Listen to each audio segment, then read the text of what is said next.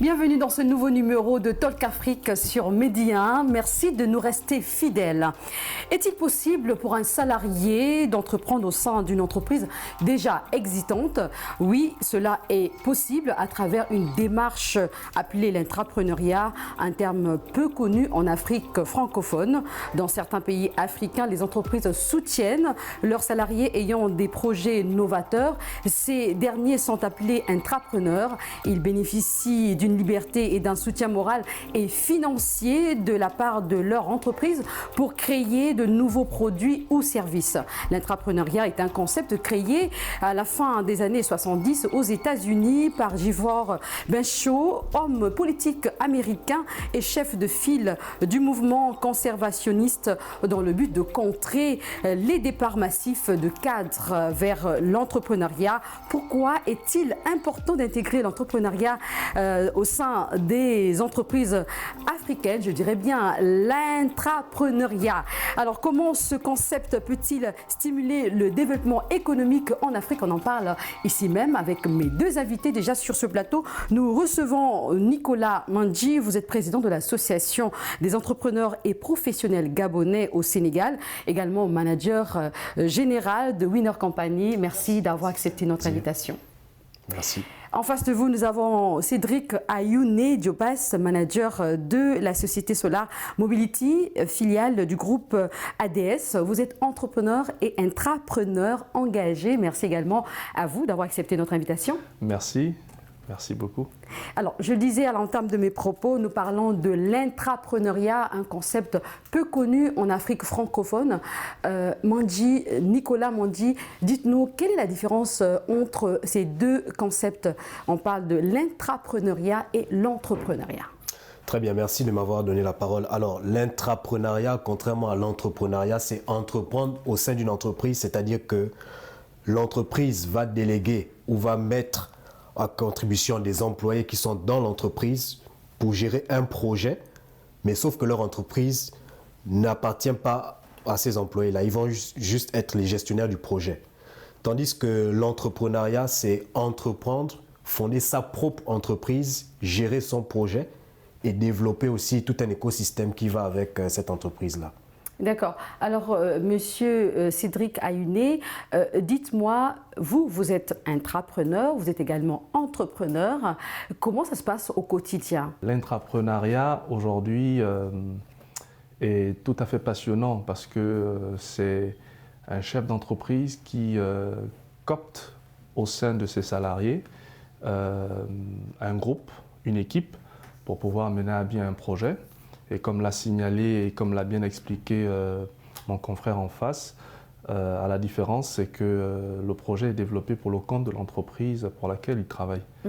Et c'est tout à son avantage parce que ça permet à l'entreprise de grandir, de ne plus faire appel à des consultants extérieurs, externes plutôt.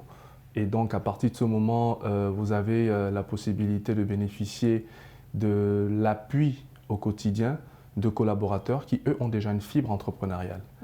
Et c'est encore un tout avantage parce que vous avez la possibilité, dans un environnement qui est aménagé par l'entreprise, de pouvoir vous exprimer comme si vous étiez dans votre entreprise, comme si vous êtes dans votre entreprise.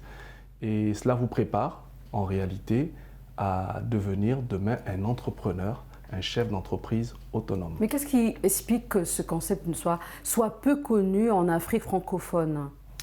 Bon, pour mon expérience, je dirais qu'on a encore des entreprises en Afrique où, je vais me permettre de le dire, hein, le succès doit se faire au nom du propriétaire de l'entreprise.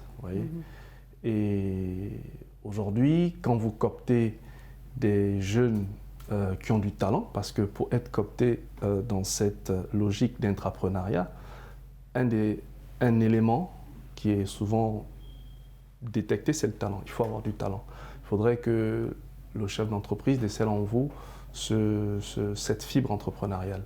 Et donc, malheureusement, en face, on a aussi des chefs d'entreprise qui souhaiteraient faire toujours porter le succès à leur nom. Et comme nous avons des entreprises encore qui n'évoluent pas dans des dans des, on va dire quoi, dans des environnements purement formels. On a aujourd'hui, quand vous regardez les entreprises, pour ne parler que du Sénégal, on a un fort turnover aujourd'hui dans les entreprises. On a beaucoup de départs, on a beaucoup d'entrées, ce qui fait qu'aujourd'hui, des projets souvent ne vont pas souvent à terme. Parce que sécuriser un emploi dans beaucoup d'entreprises aujourd'hui, beaucoup savent le faire. Mais il y a encore des entreprises, il faut le dire, c'est la réalité, qui doivent apprendre à maintenir les talents. Justement, l'entrepreneuriat, il faudrait connaître, il faut avoir certaines compétences clés. Nicolas Mondy, quelles sont ces compétences-là? Est-ce que vous pouvez nous parler des compétences clés qu'il faut avoir pour être un bon intrapreneur? Bien sûr, avec plaisir. Alors, parmi les compétences qu'il faut avoir pour être un bel entrepreneur, il faut dire qu'il faut commencer déjà par être quelqu'un qui innove, donc l'innovation. Une personne aussi qui est très basée sur le leadership, donc une personne qui a une forte capacité à mobiliser, à atteindre des objectifs. Il faudrait aussi que cette personne ait ce qu'on appelle un bon style de management pour pouvoir justement assurer le pilotage en continu des projets qui lui seront confiés en tant qu'intrapreneur dans l'entreprise. Il faudrait aussi que cette personne-là ait des compétences techniques spécifiques au projet qu'elle va leader, c'est-à-dire qu'elle va gérer. Enfin, il faudrait que cette personne-là ait ce qu'on appelle les savoir-vivre, savoir-être. C'est très important, ce qu'on appelle communément en anglais les soft skills. Ce sont des outils qui sont très importants pour pouvoir gérer un projet de bout en bout.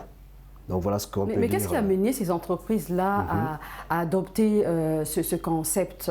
Est-ce que c'est le fait que, puisqu'on a des employés, peut-être qu'ils ont cette culture entrepreneuriale, au lieu d'entreprendre ailleurs, c'est encore mieux d'entreprendre au sein de l'entreprise? Est-ce que c'est ça qui a donné justement cette envie d'accompagner ces employés? Alors, comme vous l'avez si bien dit dans la définition, partant de cette définition dans les années 70, qu'est-ce qui se passait? Aux États-Unis, on connaît un boom économique, notamment dans la Silicon Valley. Beaucoup de personnes entreprennent et il y avait beaucoup de débauchage. Il y avait aussi beaucoup de départs anticipés pour justement entreprendre. Maintenant, pour faire ce qu'on appelle la fidélisation du personnel, cet homme politique que vous avez cité avait décidé de créer le concept d'intrapreneuriat pour conserver le personnel. Donc aujourd'hui, quand on parle de l'intrapreneuriat, il faut dire que c'est vraiment pour conserver le personnel dans l'entreprise, permettre à ce personnel-là de s'épanouir à l'intérieur de l'entreprise, de se mouvoir à l'intérieur de l'entreprise et de trouver gain de cause dans les projets qui sont développés.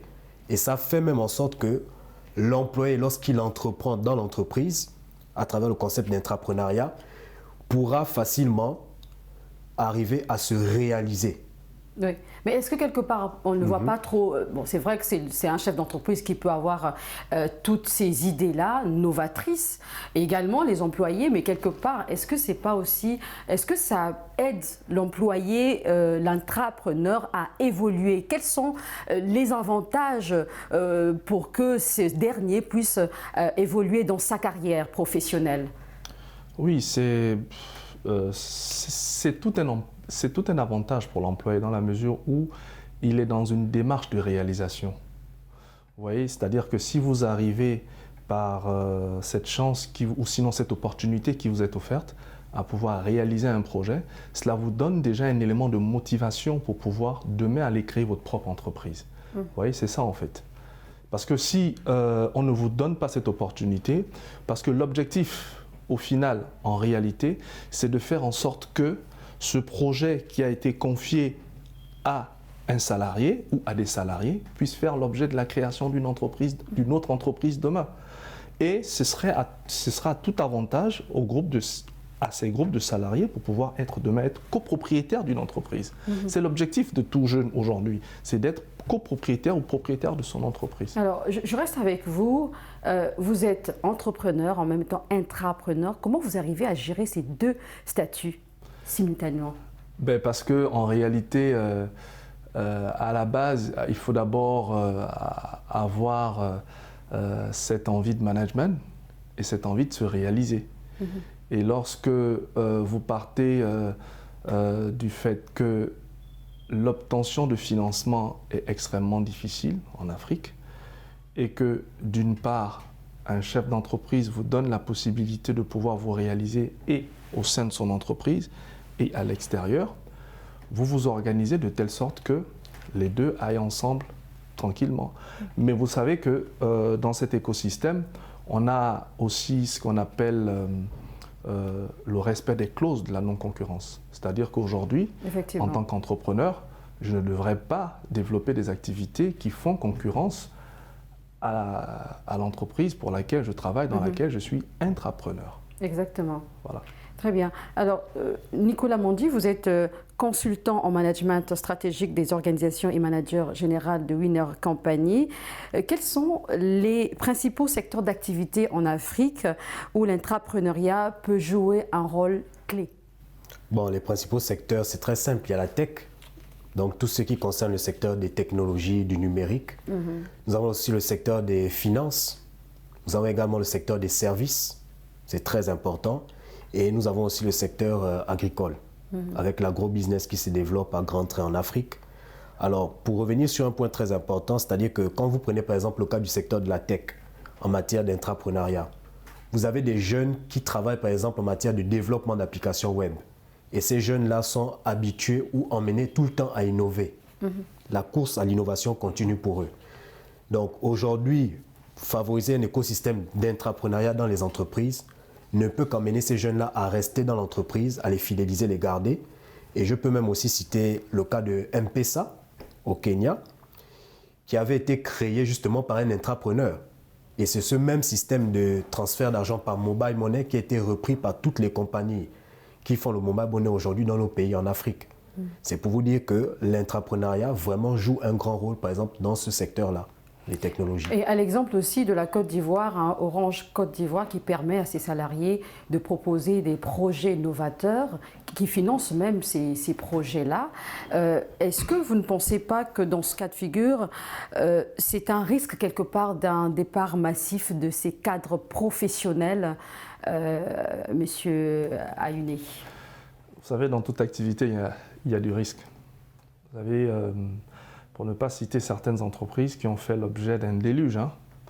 L'année dernière, en Côte d'Ivoire, qui parlait de la Côte d'Ivoire, où c'est dans le secteur financier, où tout un tas de salariés, au bout d'un moment donné, paf, ils sont tous partis. Mais après, vous vous dites qu'ils sont partis, je reprendrai d'autres. Mais c'est un risque à tous les niveaux. Oui. Donc quand vous décidez en interne de coopter un groupe de salariés, une équipe de salariés pour développer des projets en interne, et particulièrement dans des domaines comme la tech, comme a si bien parlé Nicolas, c'est des domaines extrêmement sensibles.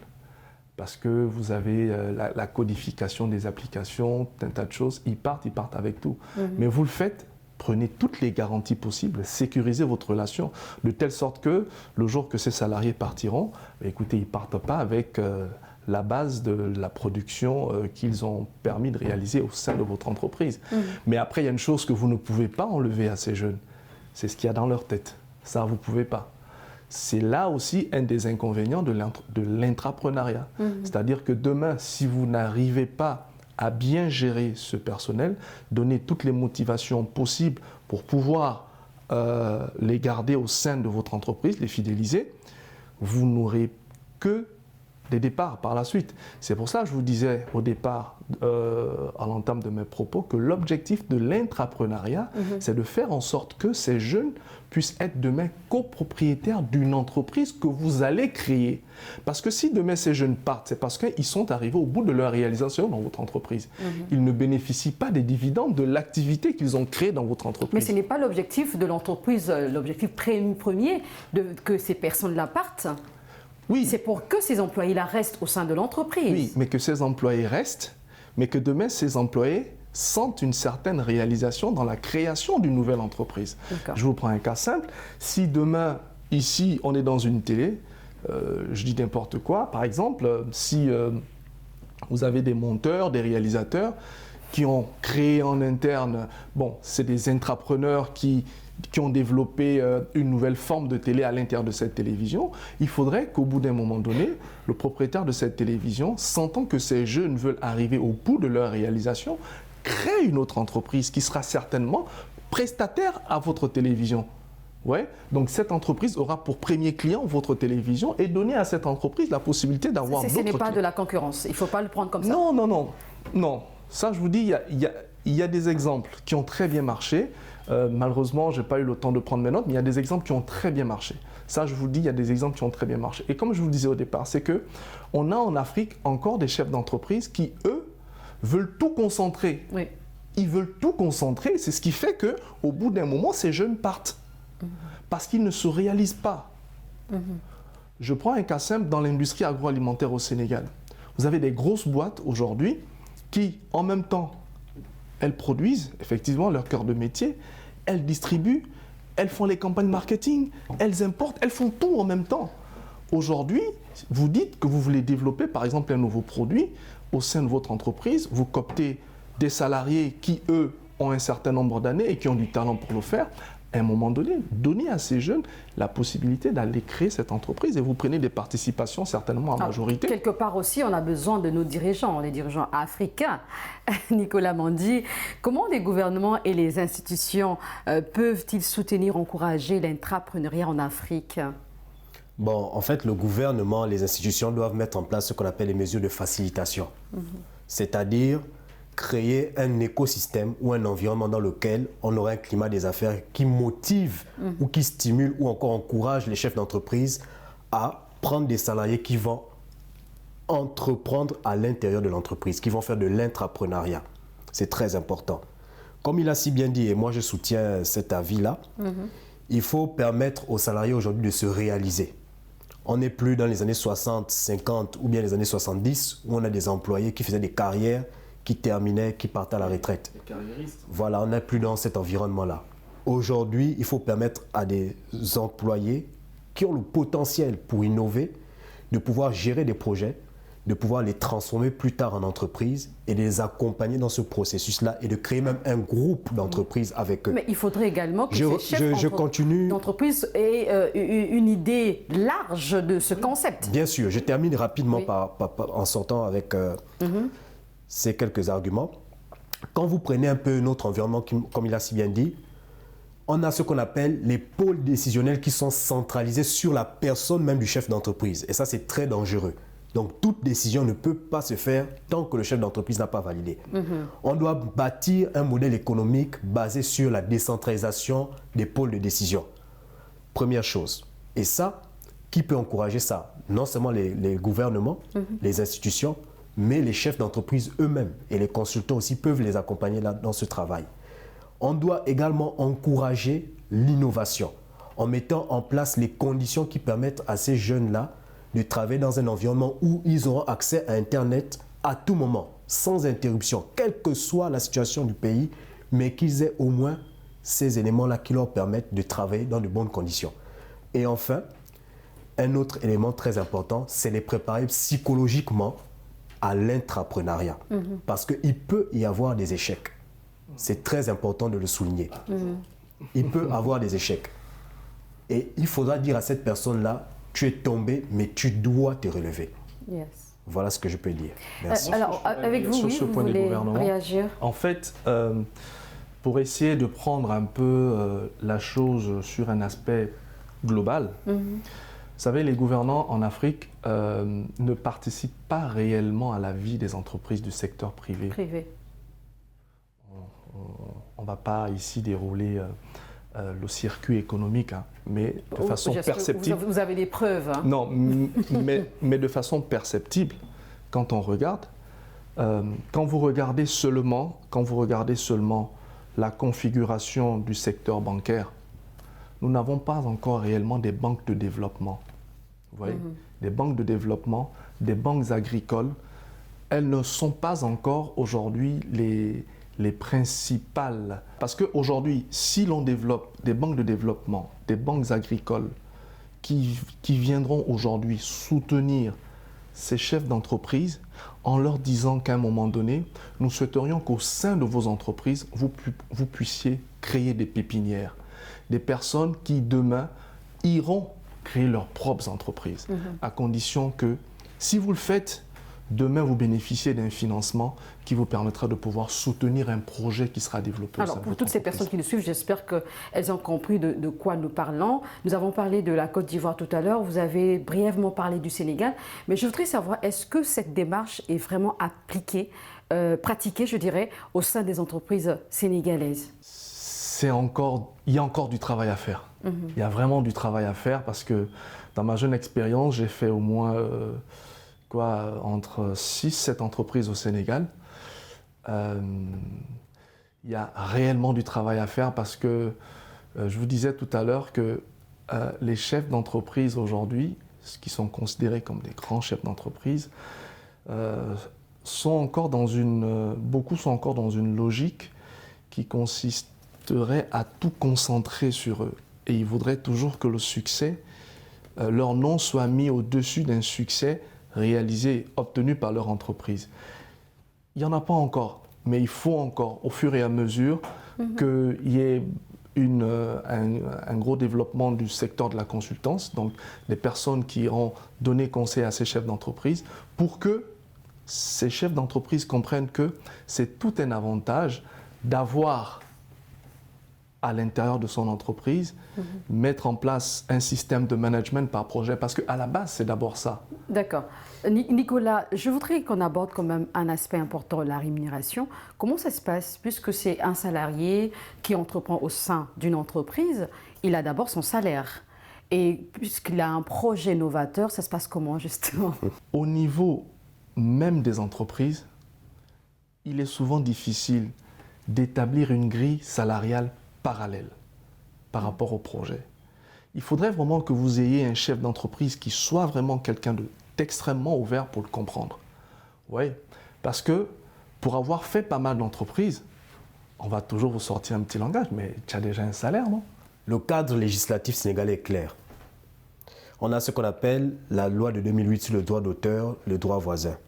Cette loi prévoit que toute œuvre qui est créée au sein d'une entreprise par des salariés, l'employé ou le groupe d'employés qui a participé à la création de l'œuvre doit recevoir une rémunération supplémentaire ou encore une rémunération complémentaire du salaire, donc de la rémunération habituelle ou de la rémunération convenue dans le contrat de travail. Il doit recevoir une autre rémunération en dehors du salaire. Ça, c'est la loi qui le dit. La loi va beaucoup plus loin. En cas de litige, s'il y a un problème dans la fixation du montant de cette rémunération qui doit revenir au groupe d'employés ou à l'employé intrapreneur, ils peuvent aller au niveau du tribunal du travail pour que le juge, sur la base des éléments et du fait, fixe le montant qui sera alloué aux employés ou à l'employé qui a fait de l'intrapreneuriat. Maintenant, pour revenir à un point très important qu'il a évoqué, les chefs d'entreprise ne doivent pas voir en ennemi ou en adversaire les employés qui vont faire de l'intrapreneuriat. Non. Et c'est là que souvent part le problème. Parce qu'ils vont se dire que bon, je suis en réalité en train d'élever ou en train de faire émerger mes concurrents de demain. Il doit changer son raisonnement pour dire je fais émerger une pépinière de partenaires. Et au Sénégal, l'environnement de l'intrapreneuriat est encore embryonnaire. C'est-à-dire qu'on a des tentatives. Moi-même, j'ai été dans des entreprises où on a développé l'intrapreneuriat à travers des applications qui ont été créées sur la base des idées proposées par des employés. Et même dans le e-commerce. Voilà ce que je peux dire par rapport à ça. Très bien. Je vais terminer avec vous. On parle d'entrepreneurship et également d'intrapreneurship. Alors, un mot par rapport à ça, la différence entre les deux, avant qu'on termine cette émission. Pourquoi parler d'intrapreneurship? Parce qu'en face, on a de réels entrepreneurship. Parce qu'il faudrait qu'on essaye d'adapter la réalité, la définition à la réalité. Intrapreneurship, je ne sais pas si dans le contexte dans lequel nous évoluons, on peut en parler. Je ne sais pas, peut-être que M. Mandji, étant consultant, peut nous en dire un peu plus. Entrepreneurship, oui. Intrapreneurship, oui ou non, ça existe? Mandji. Je ne veux pas trop m'hasarder là-dessus, parce qu'on l'a bien souligné, lui et moi, qu'on est encore dans une phase embryonnaire de l'intrapreneuriat. D'accord. Alors, qu'est-ce qu'on doit retenir, Nicolas Mandji? Bon, je dirais, en toute honnêteté, c'est encore dans une phase embryonnaire. On ne peut pas aujourd'hui affirmer qu'il y a des intrapreneurship au Sénégal ou bien dans les pays d'Afrique francophone. Ils sont là, ils existent au quotidien, mais malheureusement, ils ne sont pas assez mis en évidence, mis en avant. Il y a des entreprises comme celle que vous avez citée en Côte d'Ivoire qui le fait. Orange. Hein? Il y a des entreprises aussi au Sénégal qui font ça, mais ces entreprises-là ne communiquent pas assez sur la mise en avant des talents de leur entreprise. Et ça, c'est vraiment dommage. Or, en Afrique anglophone, c'est un autre modèle économique. D'accord, un autre modèle économique. C'est la fin de cette émission. Merci pour vos réponses pertinentes. À l'instant, Nicolas Mandi, président de l'Association des entrepreneurs et professionnels gabonais au Sénégal. Merci. Vous êtes également manager général de Winner Company. C'était un réel plaisir de vous avoir sur ce plateau. Plaisir partagé. Également, Cédric Ayouné Diobas, vous êtes manager de la société Solar Mobility, filiale du groupe ADS. Vous êtes entrepreneur et intrapreneur engagé. Merci d'avoir répondu à nos questions. Merci. Vous l'avez compris, c'est la fin de cette émission. Merci de l'avoir suivi.